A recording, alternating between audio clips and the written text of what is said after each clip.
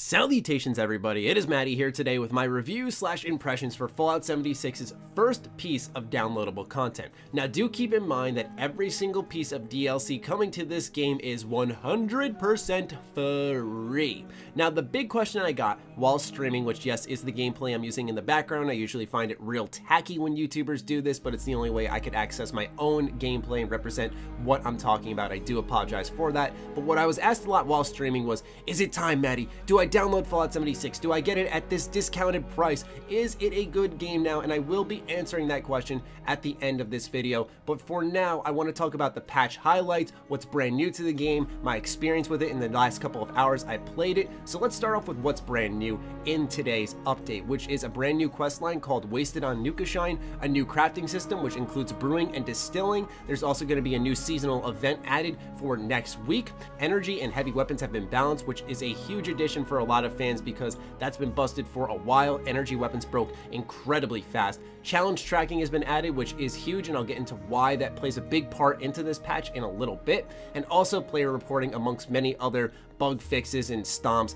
have been included in today's patch. But we've heard about bug fixes in Fallout 76 patches for months and months and months. I think most of you care about the substance, the content. Is it worth downloading? Because there is a 20 gigabyte download waiting for you when you boot this game up. So let's start off with the quest line, Wasted on Nukashine. I think this highlights where Bethesda is right now, because what we see in the base game of Fallout 76 is a company that was stretched way too thin, even with all the manpower added to this project, because you saw them trying to balance making the same open world exploration, catering to the single player gamers, catering to multiplayer gamers, trying to do quest lines, and it just felt like a complete mess. But with this quest, while it's not anything that's going to blow your mind, you're not going to get attached to any characters, it felt like it had one thing that Fallout 76 severely lacked, which is focus. It felt like there was focus here. There were motivations, there were purposes, questions were answered. It didn't stomp on any of the lore, and it actually added some pretty cool lore, if anything, to the Vault Tech University. Pretty much you're chasing down a fraternity and trying to find out why they concocted this Nukashine, what is the secret ingredient in said Nukashine, and you're gonna make your own. You meet an interesting robot who's kind of like Bender from Futurama named Biv, and he's always drunk, he's a robo-brain, and he's gonna be the one testing your alcohol. He's not gonna make you laugh your head off, but he's an interesting character to meet nonetheless. Once again, it felt like there was more focus on making him more of a personality rather than just a protectron telling you to follow him and kill a bunch of enemies. Which gets to my next compliment of this questline, is that it doesn't feel like a lot of other 76 quests, which were go here, kill that, loot this. It felt like, once again, there was a focus to have some things be unique. So when you start off right away, you try out Nukashine, your character starts tripping out, all of a sudden a bunch of party crashers attack you. It actually reminded me of Borderlands, where you saw these standard enemies but with funny names. It added a little bit of flavor, so to speak, to this quest line, and I think it made it all the more enjoyable. It didn't take itself too seriously, but it took me about an hour to complete. There was enough content there where I did enjoy my time, and when it felt like the standard Fallout 76 gameplay loop was in one point in the quest you had to collect razor grain as well as corn, and that was easy to find, especially because they marked it on your map, but still, it felt like it lacked some of that exciting new feeling that the rest of the quest had hosted. Anyway, upon completing this questline, you will unlock a brand new crafting system that includes brewing and distilling. So the way you do this is you're able to collect ingredients like corn, razor grain, boiled water, and what I want to highlight with all of that is it added value to items that I normally passed up on. I'll be completely honest, in the settlement system for Fallout 76, I never planted food. Ever.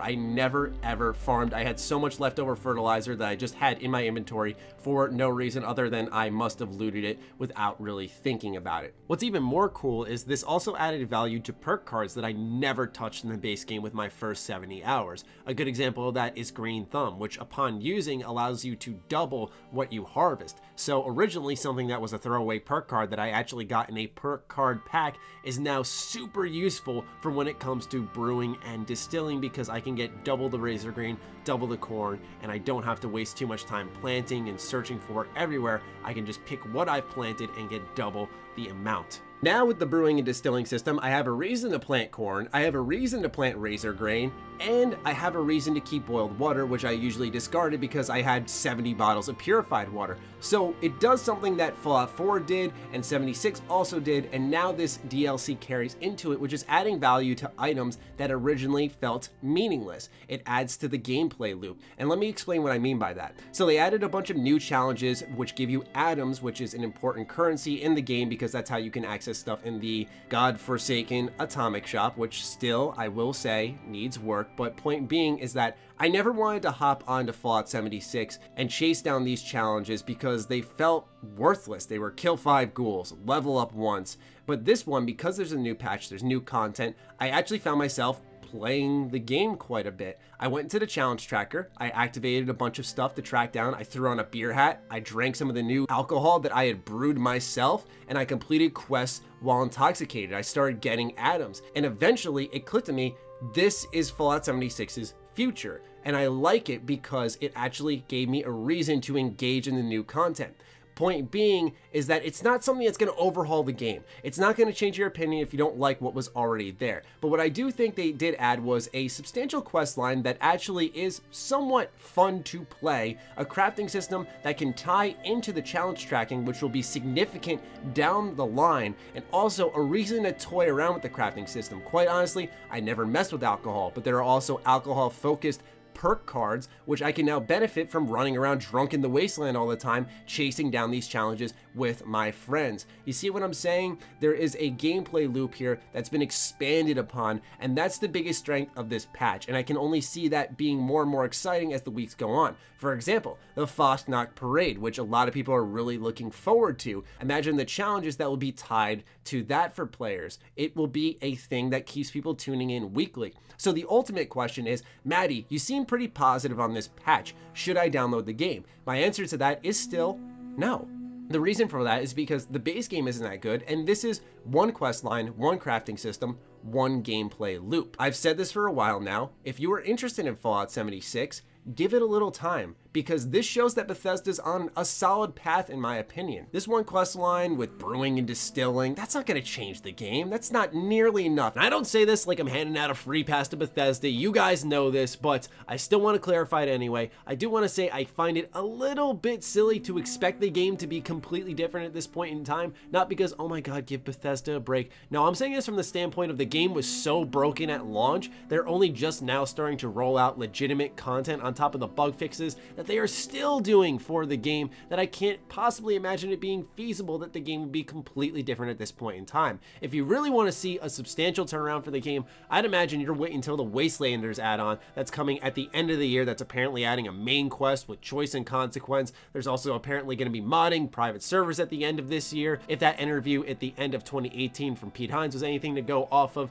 So yeah, if you're looking for a really big change for Fallout 76, that's probably when it's going to come. Does it run better now? Yes. Is there more stash space? Yes, there are significant quality of life changes that really played the game at launch, but still at the end of the day, the content there, which I think really harmed the product the most, which is permanently baked in there, still isn't that great, but they are improving things around it, improving the gameplay loop. This new quest line is fun, and I do see the gameplay loop that they are building into, which is associating challenges with their newest patches, being something that keeps players logging in on at least a weekly basis. Furthermore, they have added things that are more friendly to the creator side of things, like being able to turn off the world radio. If you've watched my streams ever before, I either run around with the radio volume completely off or sprint to every radio in-game and turn it off because I don't want my VOD to get muted. I don't want to get hit with a copyright strike. It becomes incredibly tense to make any type of content when you're streaming Fallout, and now that that's been fixed, that's a huge adjustment for the game that will once again benefit in the long run. Personally, it has me more optimistic for the future of Fallout 76, but ultimately, no, you don't need to go out and buy the game right now. Give it time to update, give it time to add more content, so when you hop in, it is a much newer, more improved experience. I tell people this all the time, but I'm going to say it once more, that I feel if you are interested in Fallout 76, wait till the summer when Bethesda does announce this nuclear winter update coming to 76, see what that entails. I think that's when they're trying to make their big push, but for now, wait till the end of Wild Appalachia, see how it fares, because they are adding a new survival survival mode, which I'll have a review on for as well. And that's pretty much where I stand with Fallout 76 at the moment. This was a very good patch. It ran fine aside from one server crash and one weird visual bug. Gameplay loop has been improved. It kept me playing as someone who was very much disinterested in playing this title prior to today. And it wasn't even from the standpoint of someone who had expectations significantly low. I pretty much tried just to enter this with a clean slate. Okay, I haven't played the game in months. Let's see what's changed. So that's where I stand on Fallout 76's latest patch. I'd love to hear your thoughts on this in the comments down below. Ladies and gentlemen, are you planning on trying out Fallout 76? Are you looking forward to the future of this game? If you have played it, are you planning on playing it? Fire away, ladies and gentlemen. I'd love to hear your thoughts on this. Other than that, follow me on Twitter, like me on Facebook. Those links are in the description down below, along with my Patreon. Do consider supporting that as it fuels all the content I create here. Stay sexy, stay active. I love you all. Peace.